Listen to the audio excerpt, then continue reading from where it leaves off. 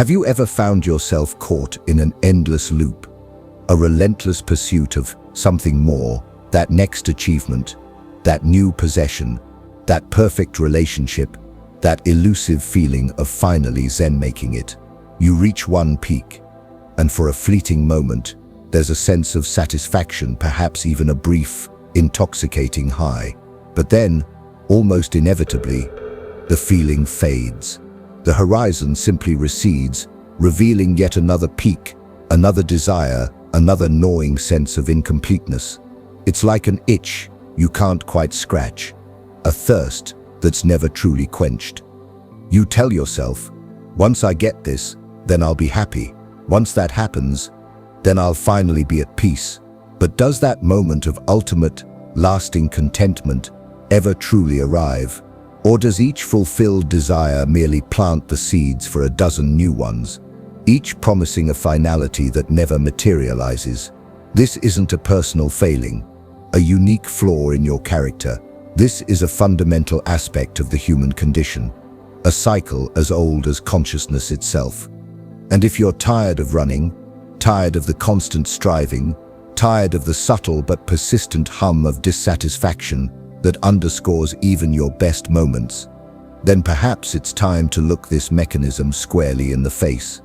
What if I told you that this endless chase, this insatiable hunger, is not the path to fulfillment, but a meticulously crafted trap? And what if the key to escaping it, to finding a genuine, enduring peace, lies not in getting everything you want, but in understanding the very nature of want itself? The philosopher Arthur Schopenhauer, a mind renowned for its unflinching, often brutal honesty about the human predicament, offered a profound and challenging perspective on this very dilemma. He suggested that the source of our endless agitation, our perpetual unrest, lies at the very core of existence. Are you ready to explore this trap, and perhaps discover a way to find peace beyond its insatiable demands? Because the freedom you seek might not be found in the next acquisition, but in a radical shift of understanding. Schopenhauer's philosophy, at its heart, revolves around a concept he termed the will, or more precisely, the will to live. This isn't willpower, as we commonly understand it, the conscious effort to achieve a goal. No, Schopenhauer's will is far grander, far more primordial. It is a blind, ceaseless, irrational, and insatiable striving that underpins all of reality. From the gravitational pull of planets to the growth of a plant, and most poignantly for us, the desires that surge through human consciousness. Think of it as a fundamental cosmic energy, a relentless urge to exist, to manifest, to become. We, as individuals, are but transient manifestations of this universal will. Our personal desires, our ambitions, our cravings, our fears, they are not truly ours in the sense of being self-generated by a rational, independent mind. Instead, they are the localized expressions of this vast, impersonal force surging through us, compelling us to seek, to grasp, to perpetuate life and experience. The will, in its essence, knows no goal, no ultimate satisfaction. Its very nature is to strive, endlessly, and because we are its instruments, we too are condemned to this perpetual motion of wanting. You achieve a long-sought promotion, and for a while, there's elation. But soon, the anxieties of the new role surface, or the desire for the next promotion, or a bigger office, or more recognition. You buy the dream house, and briefly, it's perfect.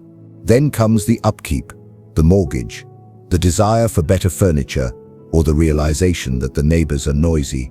The will cares not for your contentment, only for its own ceaseless expression.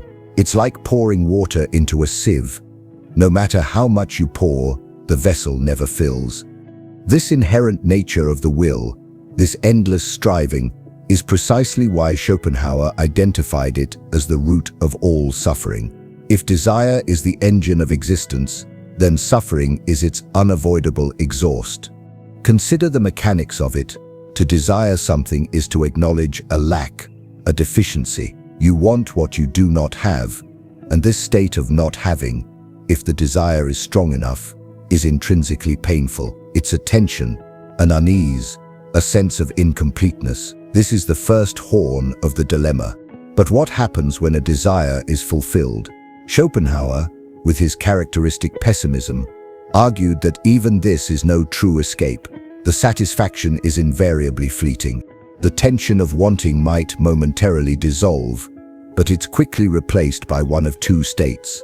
Either a new desire immediately springs up to take its place, restarting the cycle of lack and striving, or, perhaps even more insidiously, we fall into a state of boredom, a listless ennui. The object, once so coveted, loses its allure once possessed. The thrill was in the chase, not the capture. Schopenhauer famously described life as a pendulum, swinging back and forth between pain and boredom, with fleeting illusory moments of happiness in between. The pain is the unfulfilled desire, the striving, the yearning. The boredom is the desolate landscape that appears once the desire is temporarily sated and no new distraction has yet captured the will's attention. So you are either actively suffering from want, or you are suffering from the vacuity of having achieved your want, only to find it hollow. Take a moment and reflect honestly how much of your life, your mental energy, your emotional state is dictated by this pendulum. Are you constantly oscillating between the anxiety of unfulfilled goals and the subtle dissatisfaction that creeps in even when you achieve them? This isn't to induce despair, but to foster a clear-eyed recognition of the game we're often unwittingly playing. This brings us to the grand illusion, the societal narrative that relentlessly bombards us. The idea that happiness, true and lasting happiness, is found in achievement, in acquisition, in the relentless pursuit and attainment of external goals. We are taught from a young age to want more, to be more, to strive for success as defined by external metrics: wealth, status, possessions, romantic ideals. Society itself seems built upon this premise, a vast engine designed to create and then promise to satisfy an ever-expanding catalogue of desires. But Schopenhauer cuts through this narrative with a brutal scalpel. He argues that seeking lasting happiness through the fulfillment of worldly desires is akin to trying to quench a raging fire with gasoline. Each apparent victory, each acquisition, only serves to further entrench the power of the will, making its demands more insistent, its disappointments more acute, when the inevitable emptiness follows. The hedonic treadmill, a concept later explored by psychologists, perfectly captures this Schopenhauerian insight. We work hard to reach a certain level of happiness, but once we get there, we adapt, and that level becomes the new baseline, requiring even more effort, more achievement to feel any further increase in well-being. Think of the millionaire who desperately wants to become a billionaire, or the celebrity who, despite worldwide adoration, feels a profound inner void. Their external circumstances have changed dramatically, but the underlying mechanism of desire, the will, remains untamed, perpetually hungry. The promise is always that this next thing will be different. This time the satisfaction will stick, but the will, by its very nature, cannot be permanently satisfied. It's a feature, not a bug. This relentless pursuit, fueled by the illusion that external things can provide internal, lasting peace, is the very essence of the trap. We become cogs in our own suffering machine, diligently working to satisfy desires that by their very design are insatiable. It's crucial to recognize that this wanting machine isn't just an internal psychological phenomenon. It is actively, and often cynically, fueled by the structures of modern society. Consumer culture, by its very definition, thrives on the creation and manipulation of desire. Advertising is not primarily about informing you of a product's utility. It's about making you feel a lack, an inadequacy, that their product will supposedly fill.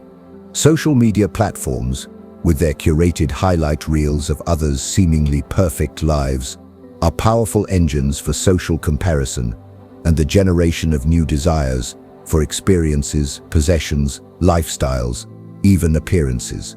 The constant exposure to what others have, what others are doing, what others look like, can create a pervasive sense of not enoughness.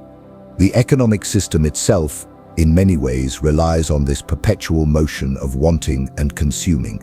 Planned obsolescence ensures your gadgets will soon feel outdated.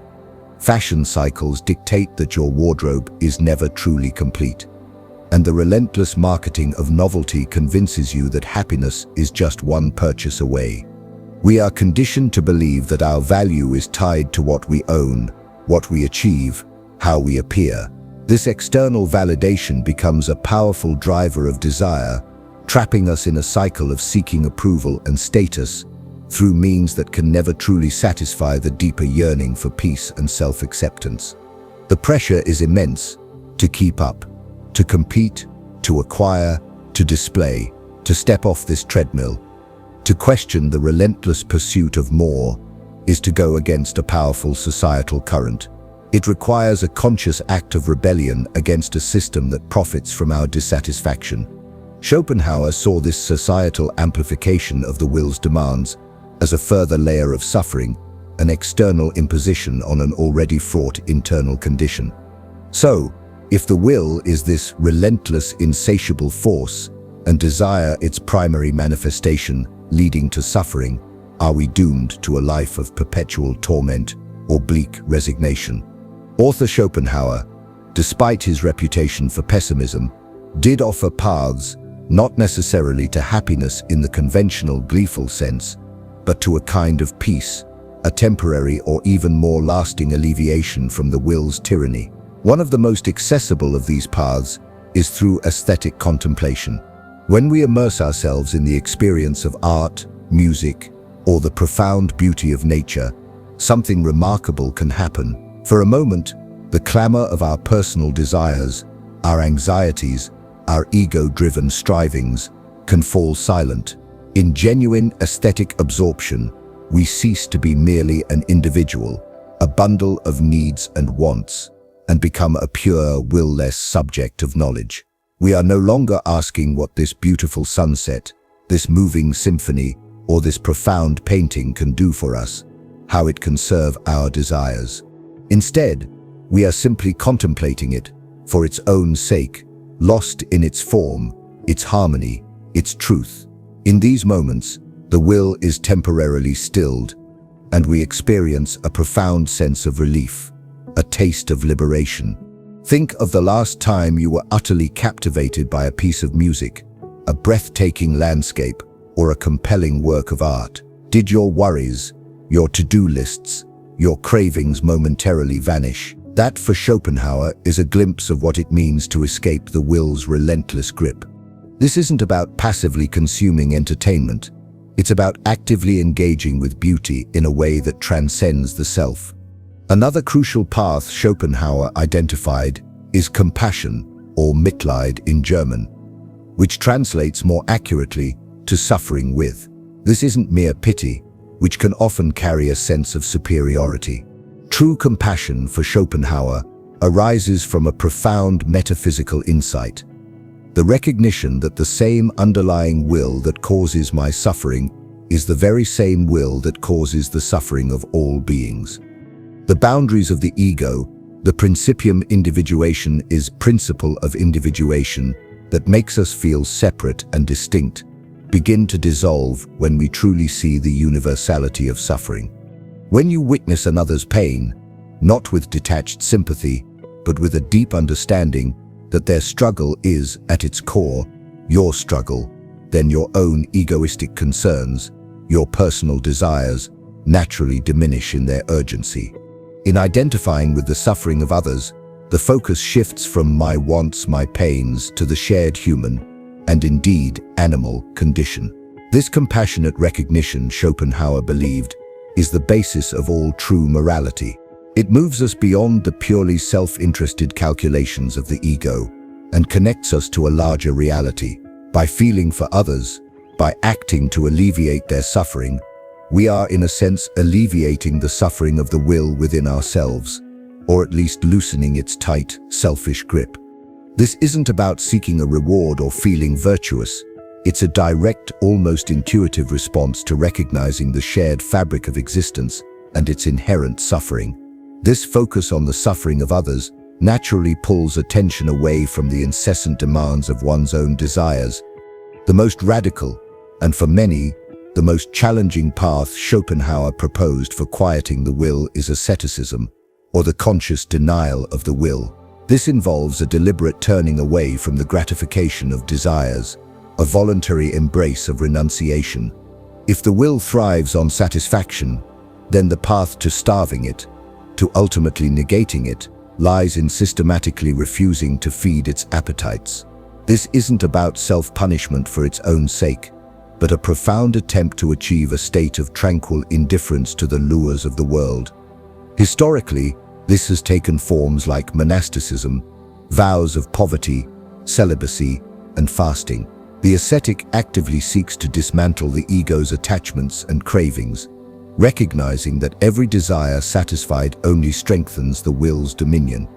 Now, for most people living in the modern world, a full-blown ascetic lifestyle in the traditional sense might seem extreme or impractical. However, the core principle, the conscious decision to detach from and reduce the power of our desires, can still hold profound relevance. It can manifest as a commitment to simplicity, a deliberate stepping back from the consumerist race, a conscious choice to cultivate contentment with less, rather than constantly striving for more.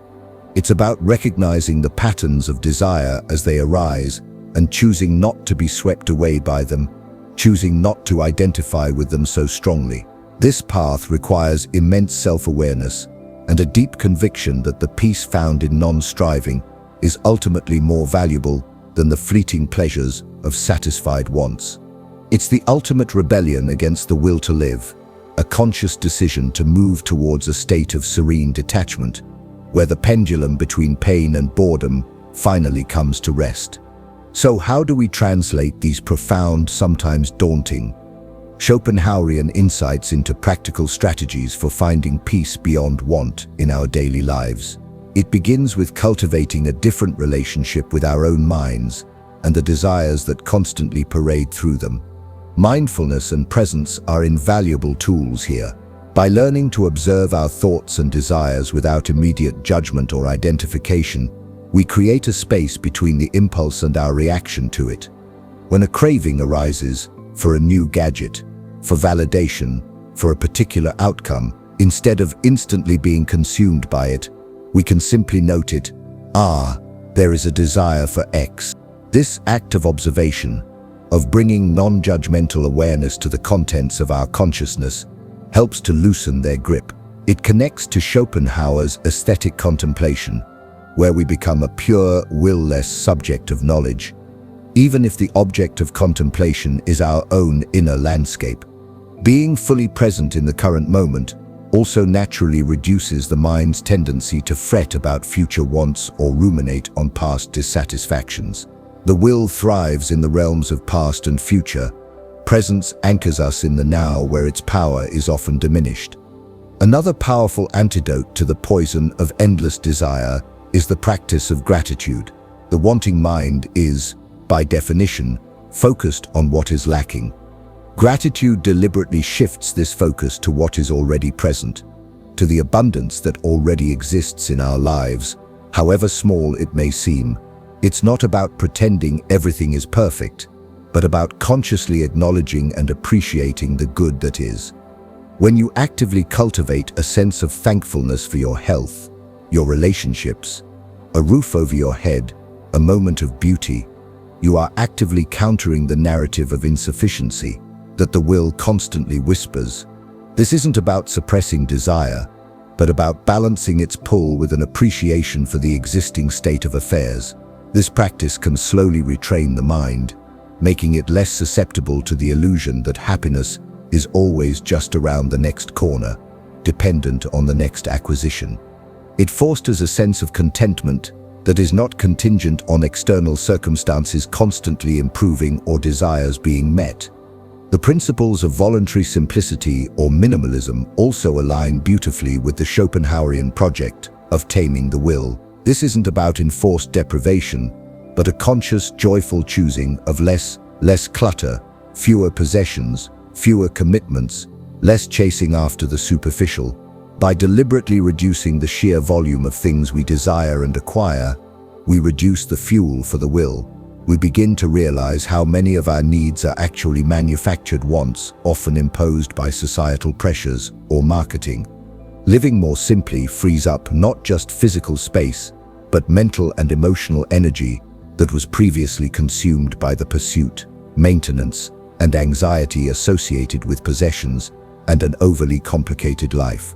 It's a practical way of enacting a degree of asceticism, of saying no to the relentless demands for more, and in doing so, discovering a surprising lightness and freedom. This naturally leads to the radical, almost subversive act of defining enough.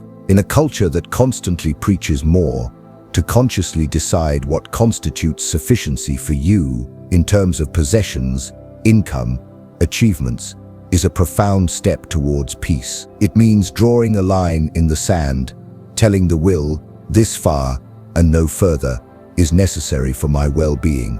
Ultimately, navigating the trap of endless desire involves a deep level of acceptance. This isn't a passive resignation to a miserable fate, but a wise and courageous acknowledgement of the inherent nature of the will and the suffering it can entail, as Schopenhauer described.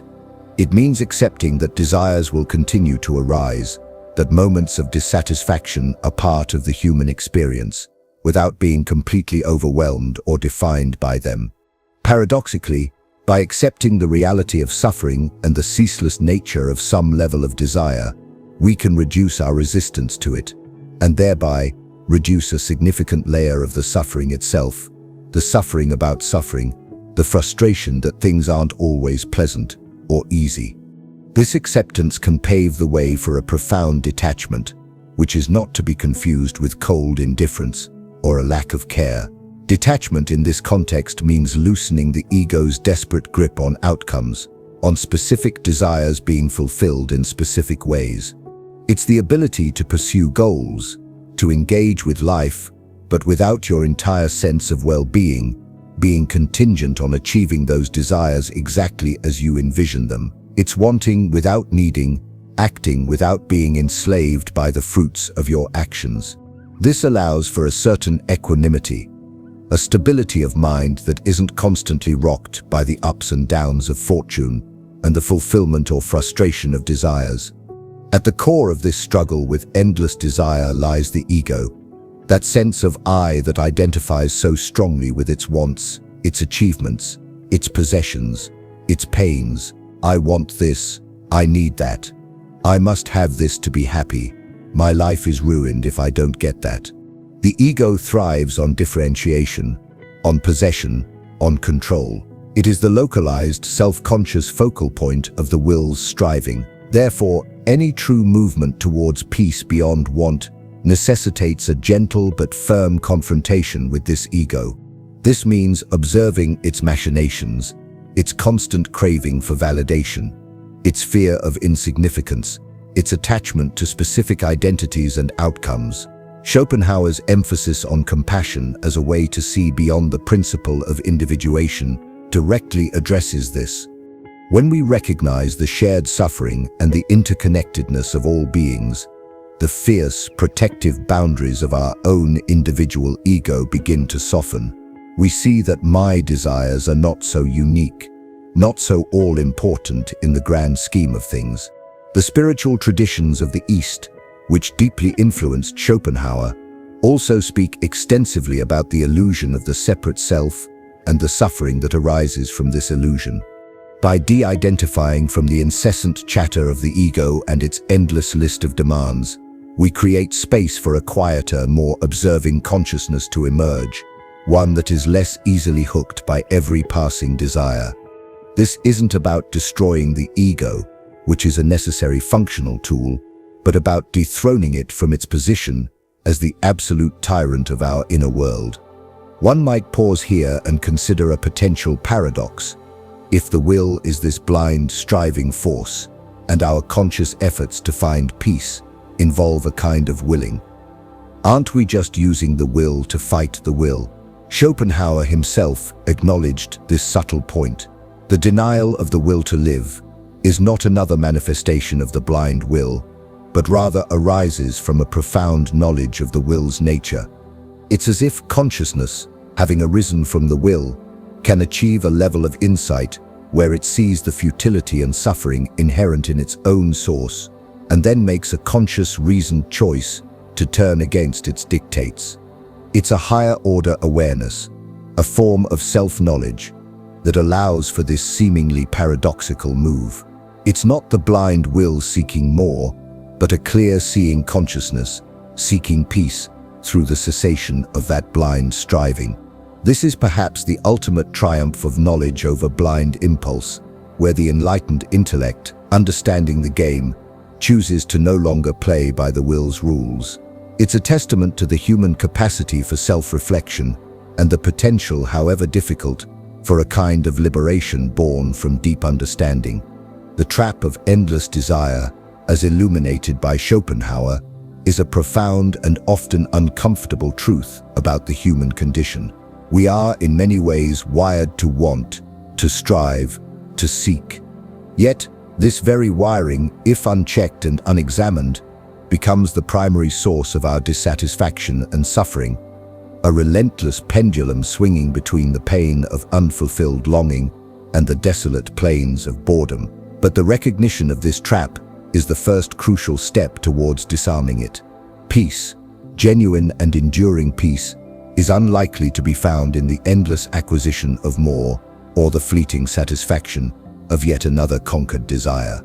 Instead, it emerges from a deeper understanding of the mechanisms of want itself, from cultivating a different relationship with our desires, and from intentionally choosing paths that lead away from the will's tyrannical grip, be it through the solace of aesthetic contemplation, the profound connection of compassion, or the courageous, conscious steps towards simplifying our lives and detaching our well-being from the roller coaster of worldly attainment.